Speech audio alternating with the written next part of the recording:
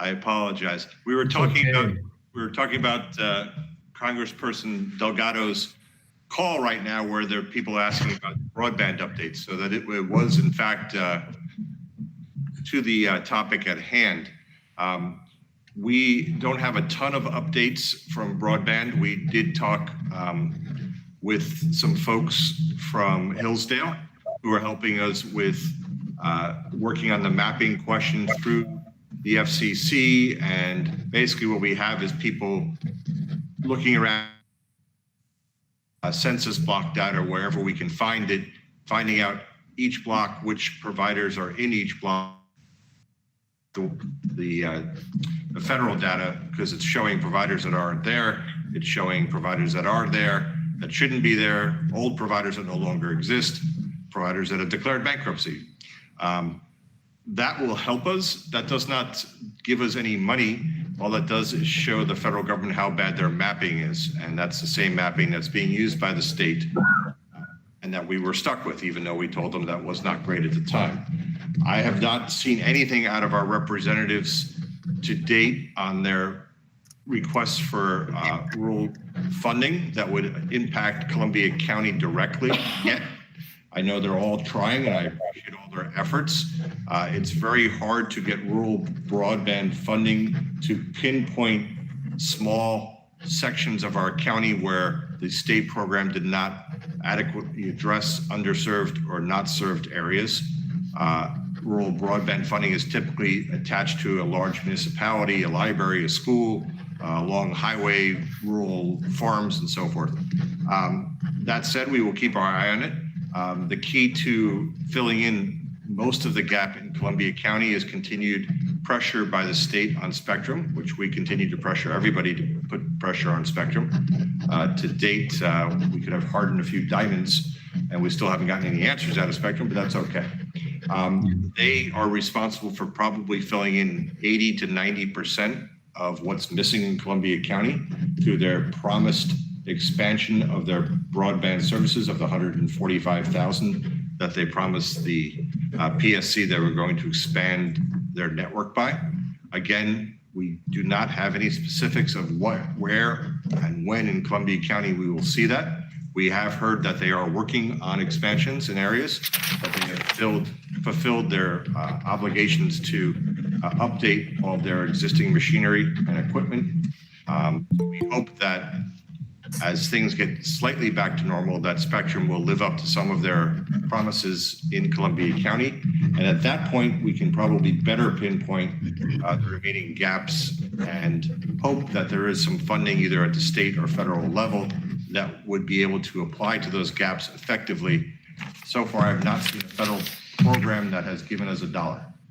Unfortunately, that would be effective in our local issues. One of the local issues that I'm focusing on right now is how this lack of broadband throughout the county affects students, especially since it looks like we're going to be doing online learning for a little while in the fall, at least to start. And I don't know that for a fact, just the way that's looking. Do we have any idea how many kids are impacted in these communities?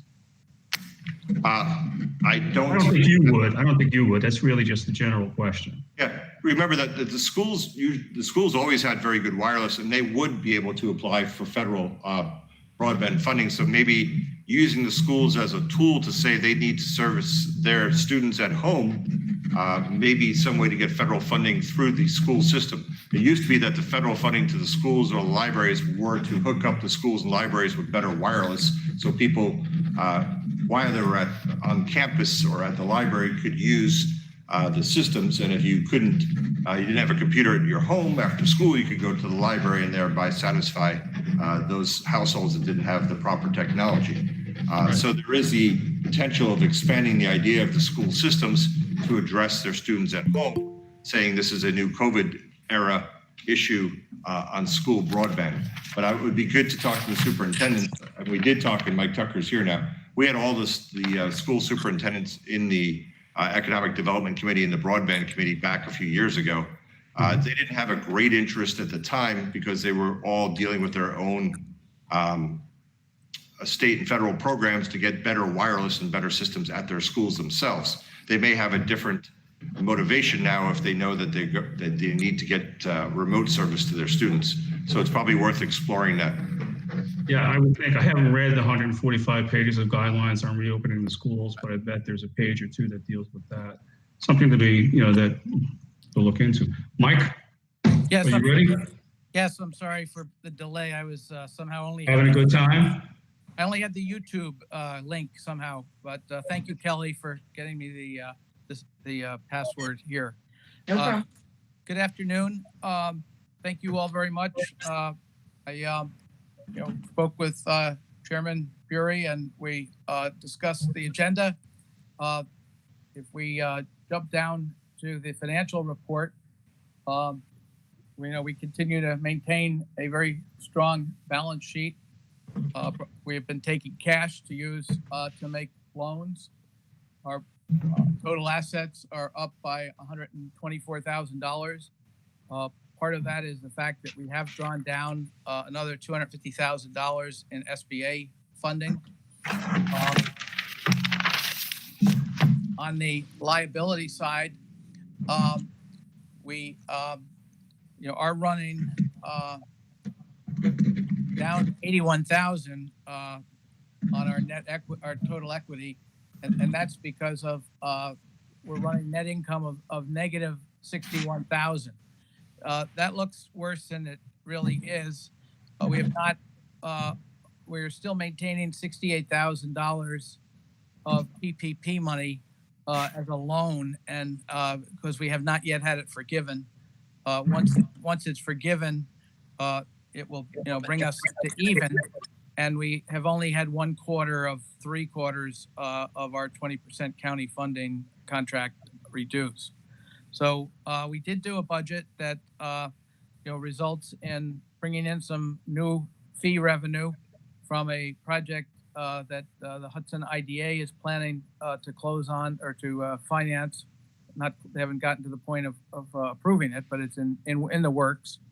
And we also are working with the Office of Community Renewal with respect to both the Hudson Valley Creamery project and the Drumlin Clock Estate Distillery, where we will pick up about $15,000 in revenue that we had not budgeted.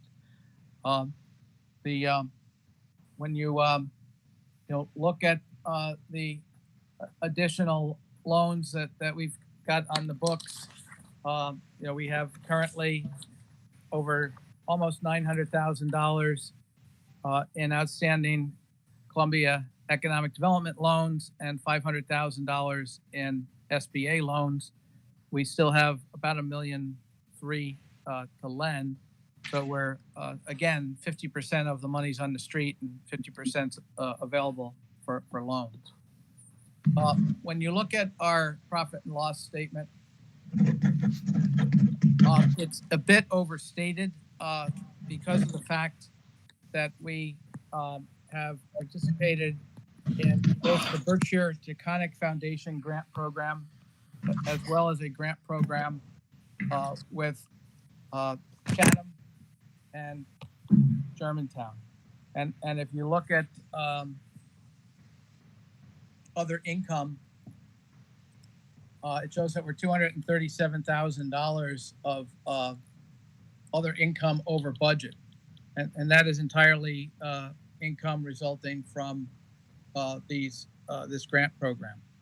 As you'll see in the report that I had submitted, we had partnered with Berkshire Taconic Foundation, and we brought and also acted as the fiscal agent for the town of Germantown in connection with a similar loan program where the donor only wanted to support businesses in Germantown. We were able to do over 100 grants, 60 or more were throughout the county and 15 of the 18 towns. They were $1,500 to $3,000 at the height of the March and April pandemic.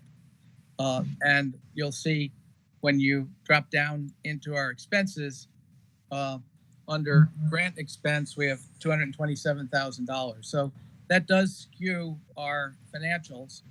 And basically where we are over is primarily in new initiatives, which includes workforce education, COVID response, and several other smaller initiatives, which I can elaborate on. So, we're running at a $61,000 loss. We had projected a $28,000 loss. So we're, at the end of June, we're $33,000 over where we had expected to be.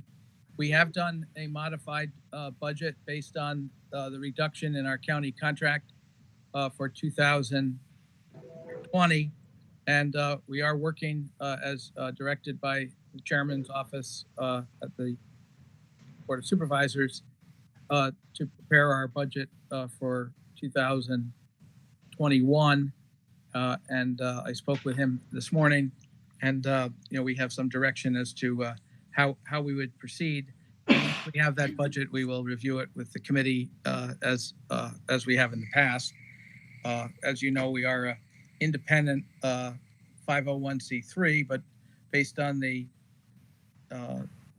strong commitment and financial engagement by the county with CEDC through our service contract, we do review that contract with you every year. We had budgeted this year to have a $60,000 loss as the second year of the use of the funds that were received when CEDC collected on the contract with the DNJ property that had been conveyed for $1, but at the contract didn't go forward, the developer had to pay us a fee. And as you know, we discussed taking $180,000 of that fee over 3 years and using it to supplement our budget below the line with respect to projects that we consulted with the county on.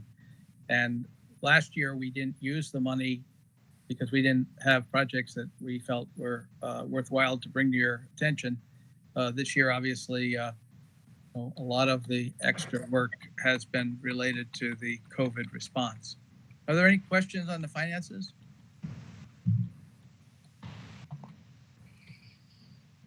The modified budget that we prepared for 2020 will put us back on budget for at year end, where we had a $10,000 positive after absorbing $60,000 from the funds that we had put in reserve from the DNJ sale. Moving forward to the report, we have undertaken a number of projects with staff working remotely, as all county staff were for quite a while, along with the Columbia County Chamber of Commerce. CEDC has co-chaired the Board of Supervisors Columbia Comeback Initiative. We've held 12 or 14 one-hour plus phone conferences beginning back in the early days of the recovery, assisting businesses in identifying opportunities to get back and reopen consistent with the state guidelines. That's been a very effective program. We will create a website and launch it. We have 14 or 15 committee members, and the committee itself has met every other week with us using the intervening week for special calls with business groups based on the governor's 4 phases of reopening. As part of that, we did do a Columbia County business survey, which was given. We had the opportunity to have New York City-based firm Flooding Research and Analysis. The owner of the firm has a home in Ghent and did this pro bono for CEDC in the county. We solicited responses and received over 200 county businesses responding. And the results are available and were useful in informing both the Comeback Committee and CEDC and the Chamber on efforts to assist businesses in getting reopened. Many of the issues that continue to come up through the Columbia Comeback Initiative relate to nuances of the governor's rules and guidelines. While the number of people who are participating has waned, we did establish with the assistance pro bono of Blast Communications and Marketing a website which we upkeep, which is updated every day, and has been a very useful tool, columbiacomeback.com. As I mentioned, we partnered with the Berkshire Taconic Foundation to award over 100 grant applications. We had 150 applications. To date, over $200,000 to local businesses. We launched it on March 30th and had the money out within 3 to 4 weeks. There's both a Chatham and Germantown mirrored fund for businesses, where in both cases there were a donor who wanted to not dilute their contribution and only have it go to businesses in the communities they selected. That adds, another $45,000, which puts us at over almost $250,000 in grant money that's actually been distributed. We also set up a rapid recovery loan program. It was a $15,000 loan. You could have, if you were in business for 2 years, had 25 or fewer full-time employees, and the owner was willing to sign a guarantee and had a credit score of 625, they could get $15,000 within 48 to 72 hours. This has been a great tool. We've closed about 15 of these loans for businesses who are in a position to reopen. It wasn't intended for businesses to help them survive through April and May, but more importantly, it was to enable them to have working capital to reopen. It's 6 months deferral, and so it's really a 5.5-year loan, and 3.75% like the government's loans, and the payment on that note is about $275 a month. If you know of any businesses in your towns that might benefit from this, we still have funding for another 8 or 10 of those loans based on our model. We continue to provide assistance with businesses in applying for SBA payroll protection and emergency impact disaster loans, as well as the New York Forward loan program. The New York Forward program is very useful for small businesses reopening. And we've also provided guidance and direct technical assistance to over 300 businesses, and including $25,000 in consulting services that we subcontracted to help 35 businesses. There are a couple of projects in Hudson that we have gotten involved with and have supported. A Hudson bond program with the Hudson Business Coalition, program with the Hudson Tourism Board, a program with Shared Streets, and one that's not listed here is a program by the Hudson Development Corporation to provide grants to artists and individuals in the creative economy. Again, in most of these programs, we didn't provide funding, but we provided administrative support.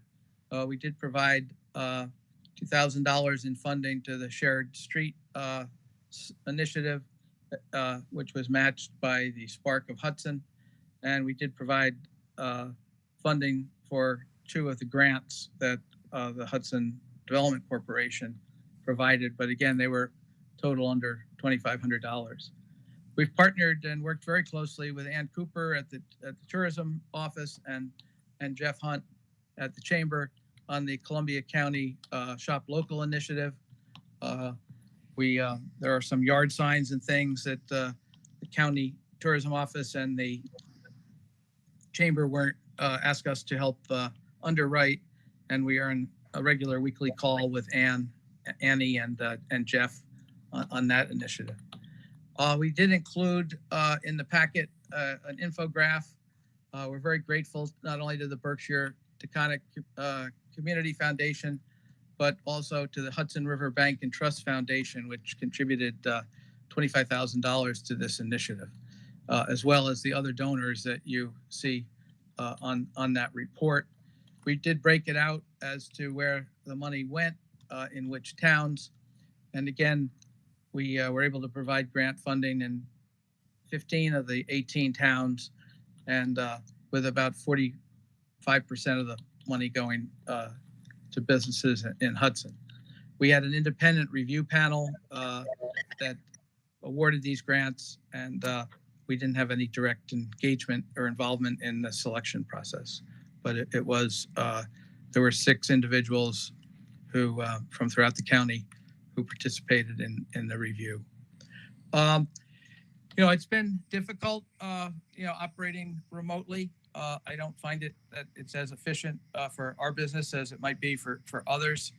We have tremendous interaction with the staff on a daily basis, and it has worked. But we are back to now 50% in the office on a rotating schedule, and again, being very cautious and careful, but nonetheless, it's a little more collaborative engagement than when we were remote. Are there any questions on our COVID response effort?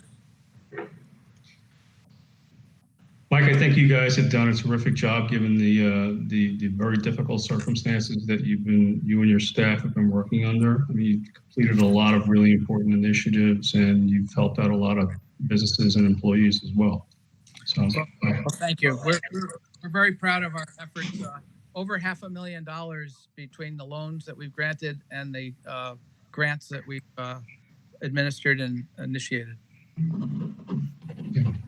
No, very, very good. Very impressive. We also have acted as a fiscal sponsor for the county in buying and getting funding from donors for antibody tests, and we've done some other small initiatives with the hospital to help provide meals for some of the for the engineering staff and some of the housekeeping staff. So, and we continue to be available not only for individual supervisors, but citizens and residents and business owners throughout the county.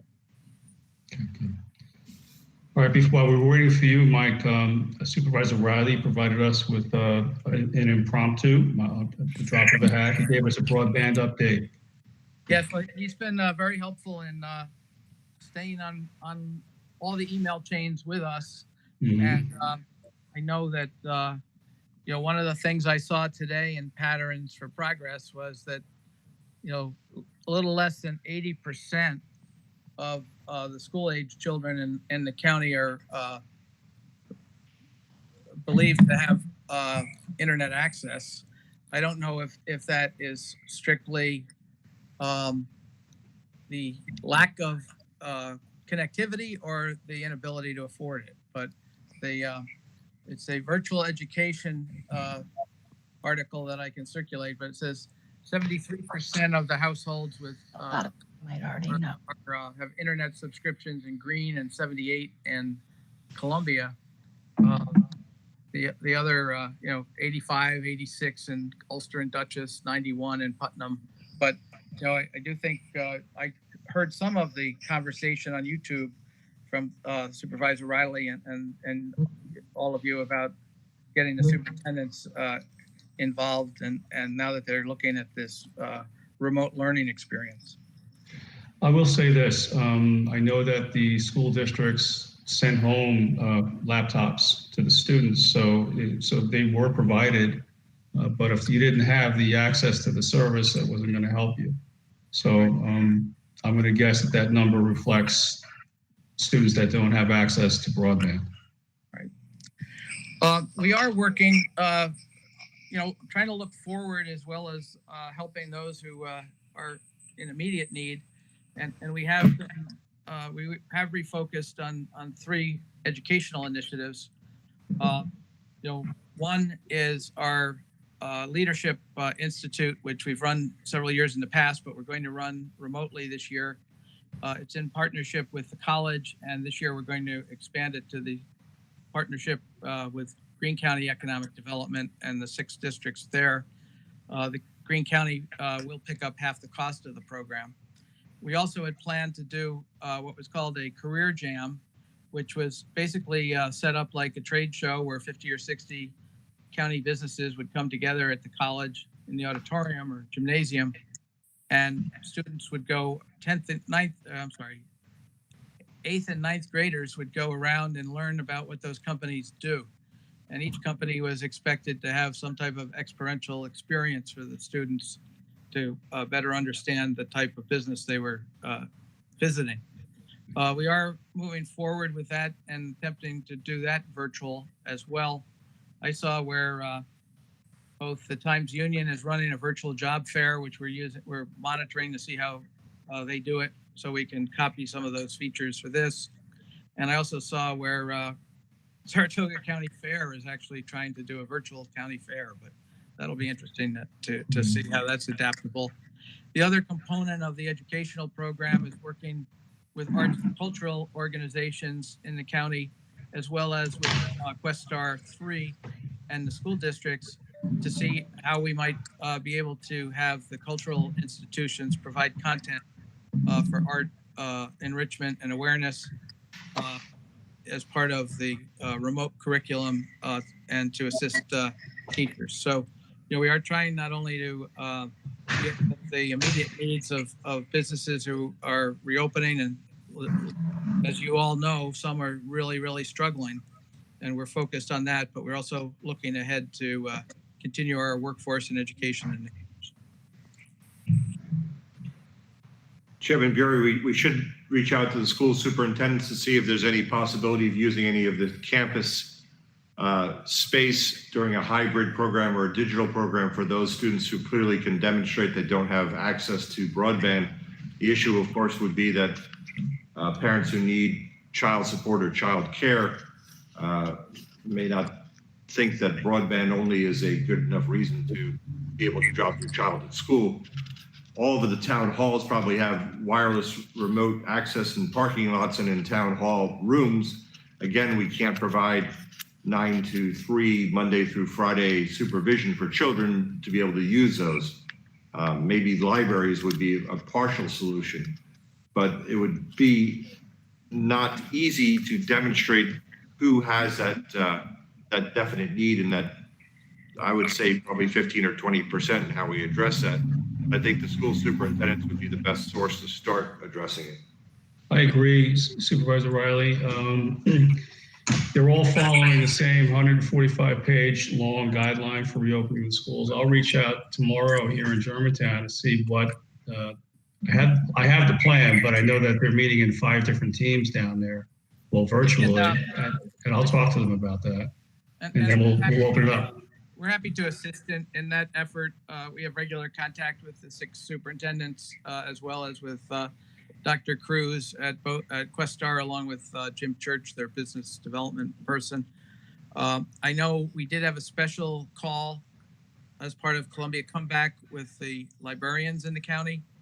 And, I know that, I often find in my own town that the school nurse is the one that knows who needs the connectivity if it's due to financial reasons rather than just lack of service.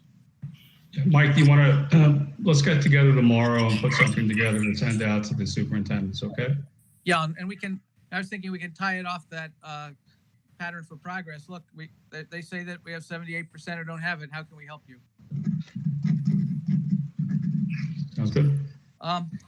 On housing, I have spoken with Supervisor Eldridge. We have had contact with a company from New Jersey. It's the owner of the former ShopRite supermarket in Greenport, and they came with their architect, engineer. They've retained a Albany-based law firm, and they're very interested in exploring the possibility of market housing, but market for workforce housing in the parking lot area, and then they would attempt to turn the old store into warehouse or storage and some of the storage would be available to the tenants, but they were looking at 65 units. We continue to meet regularly by phone now with Commissioner Gibson, as well as Supervisor Shamides and Supervisor Adam from Canaan. It started in her role as Habitat, but continuing now in her role as a supervisor. And I think I brought up at our last Zoom call or Google chat call that the city of Hudson is moving forward with their RFP as it relates to housing study, implementation study. And, we're continuing to monitor that closely in the hopes that, we could, based on the consultant's availability and pricing, add to that study a review of the 4 or 5 towns that have the capacity to have additional housing units constructed. But I'll keep you updated on that.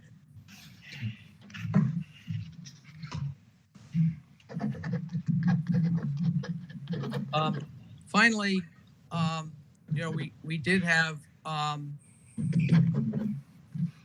conversation with the city. You may have read in the media that the Galvan Foundation is in discussions with the city about creating a $1 million loan fund for small businesses targeted initially for minorities and then women and veteran businesses. The city has reached out to us with Galvan representatives to discuss what role CEDC might play in terms of managing that fund. Obviously, we've been discussing the business side of that, both in terms of how to provide technical assistance and training to small businesses under this program, as well as a fee for managing the investments or the loan fund and processing the loans.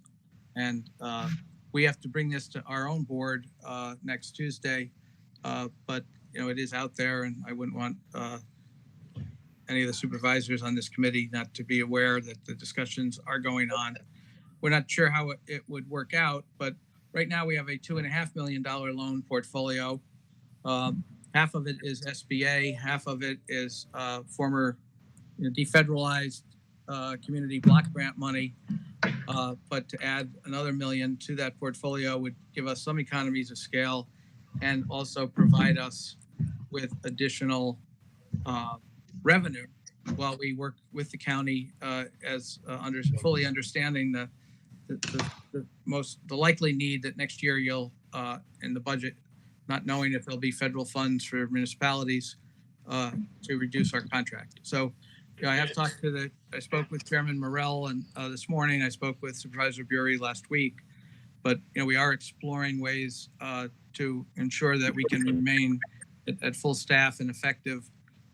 We may have to shift around some of the work we do to follow the money, but I do want to be sure that you're aware that we're working hard to be able to provide whatever discount or reduction in fees that the county needs to move forward during these difficult times. We appreciate that, Mike, and we acknowledge the hard work that CEDC is doing on all of these programs. Thank you. I wanted to go back to housing for a second. I have a point to make.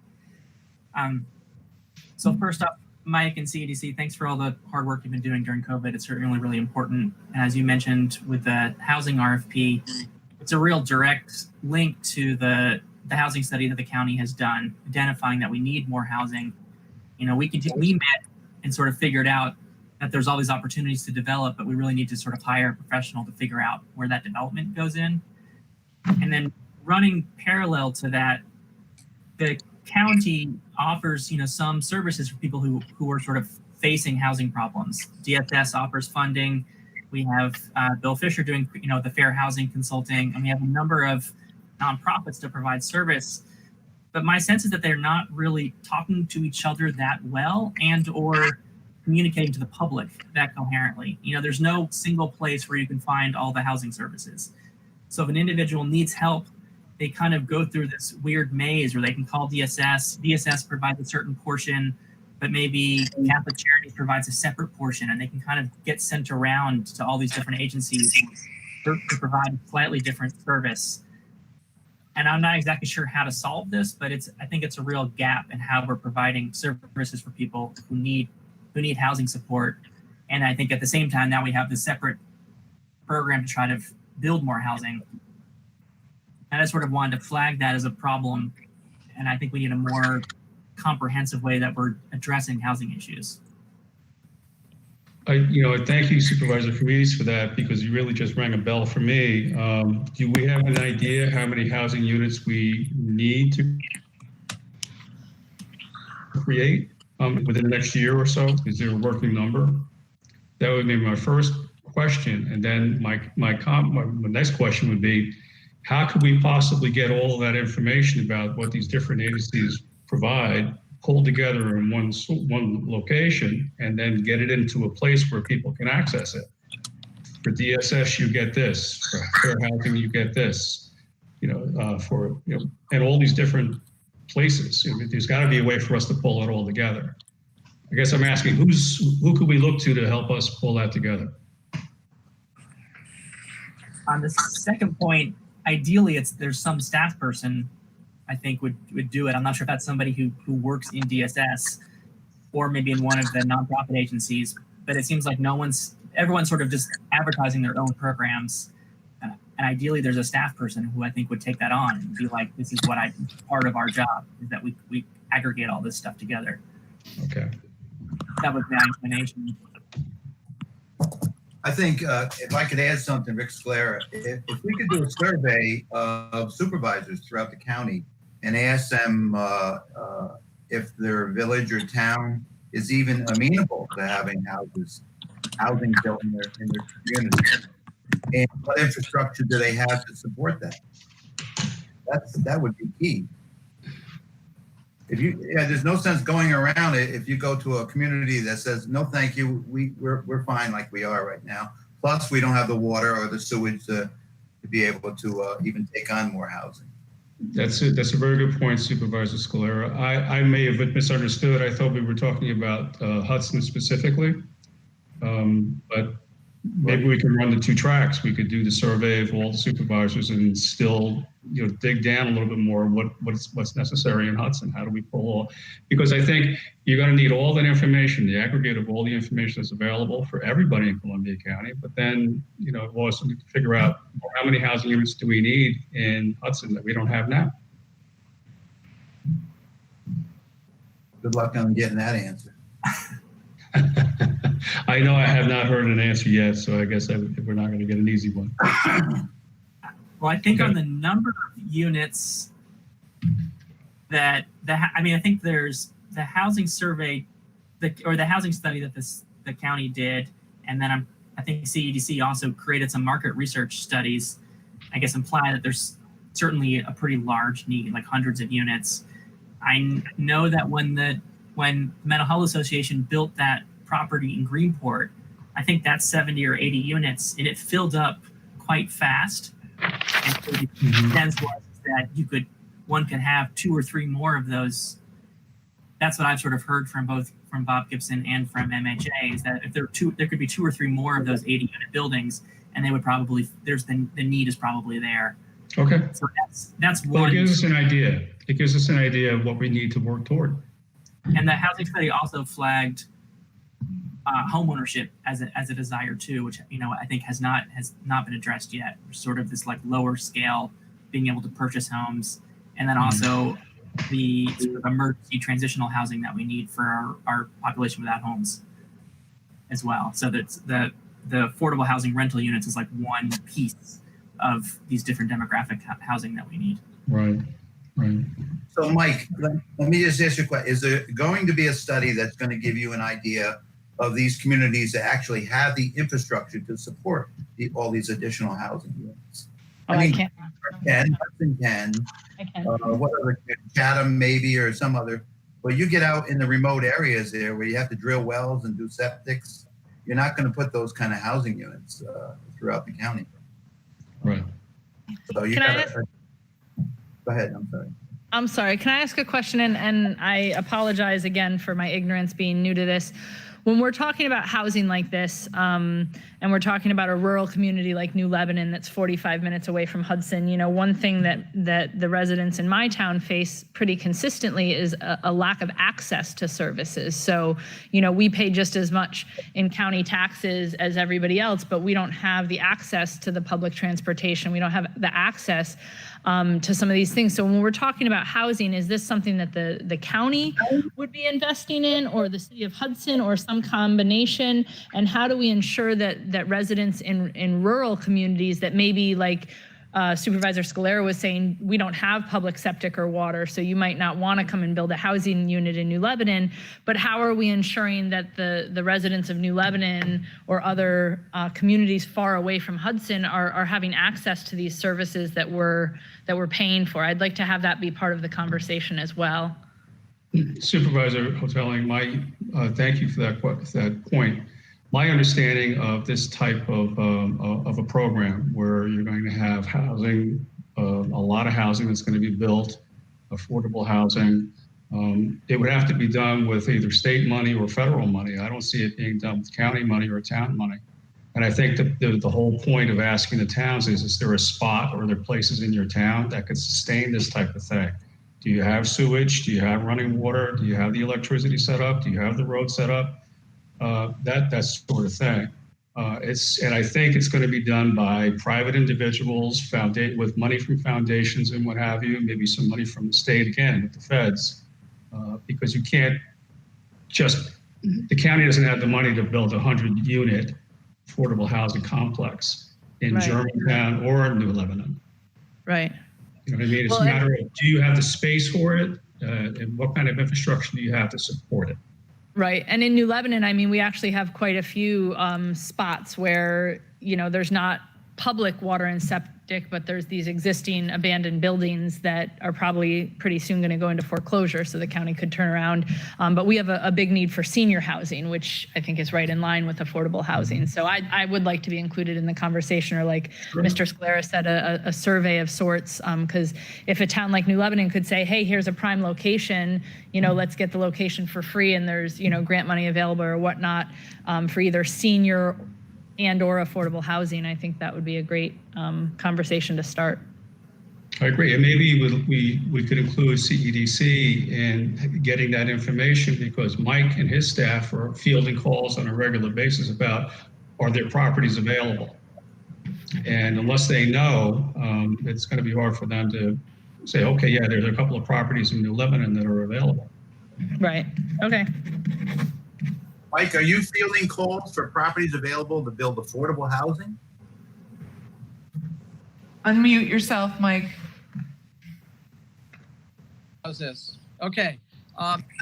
We have been, I mean, it's not in the last 2.5 months, but the issue is, as you point out, Supervisor, is, you know, there are only 6 sewer districts in the county. And, you know, there are certain towns that don't allow more than 6 units on a septic. And, you know, we have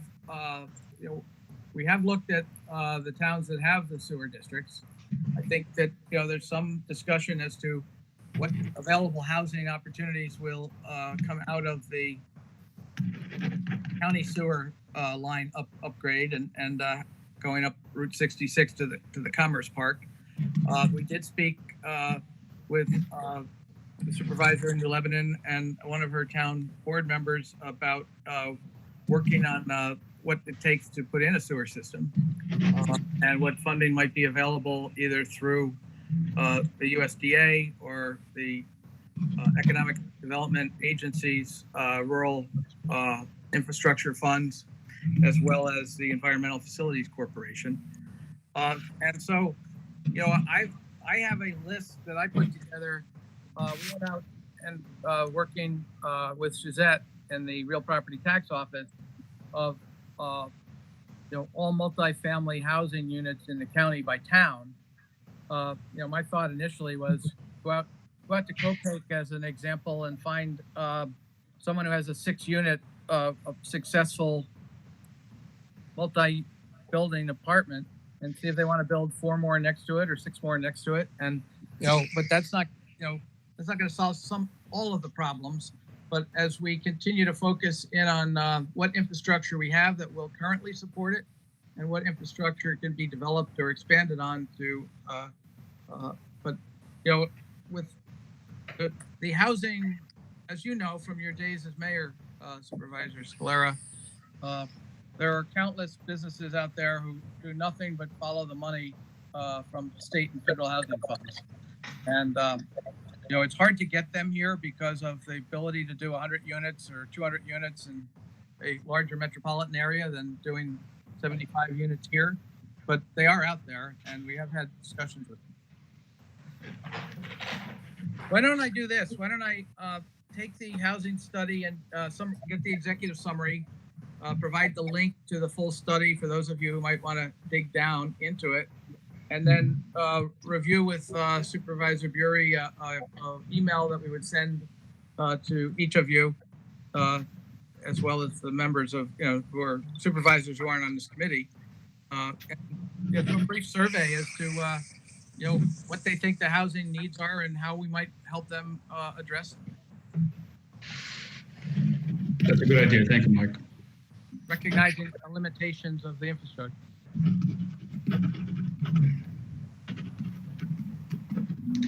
Okay. Mike, do you have anything else?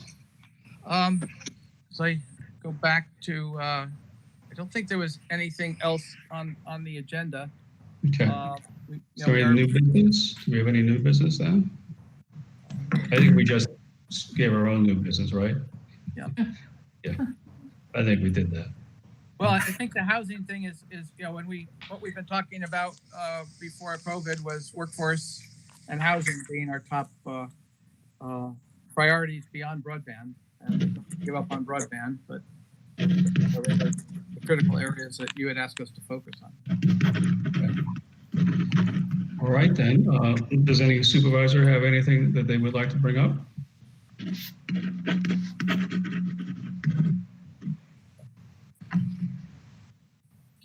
Okay. Would any member of the public like to make a comment? They would actually have to email me, Supervisor, Okay. during the meeting. Oh, okay. All right, then. Thank you all very much. We appreciate your encouragement and support and all that you're doing as well. It's not been an easy time for anybody. Okay. Thank you, Mike. Thank you, guys. All right, everybody. If there's nothing else, I'll take a motion to adjourn. Motion to adjourn. Second. All in favor? Aye. Aye. Thanks, everyone. Thank you. Thank you, everybody.